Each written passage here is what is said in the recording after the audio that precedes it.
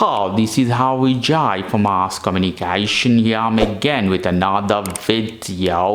In this, I'm going to show you how you can call in your iPhone 15 Plus via WhatsApp Messenger. Not only that, you can record the same call at the same time.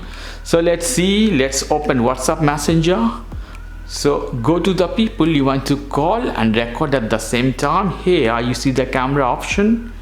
You have to slide up. Here we go. While you slide up, your camera will appear. I'm using my back camera. So you see it's recording same time the number, and here is red. So you can call same time you're calling and recording the same time to another person. So I hit here to send. It's come. Lovely. So see, you can see the message here. So lovely, you see the message. So you call and video call and the video message at the same time in WhatsApp Messenger in iPhone 15, guys. Okay guys, if you like this video, please do subscribe to my channel. If you like this segment, please give me a thumbs up. Take care till then. Bye bye.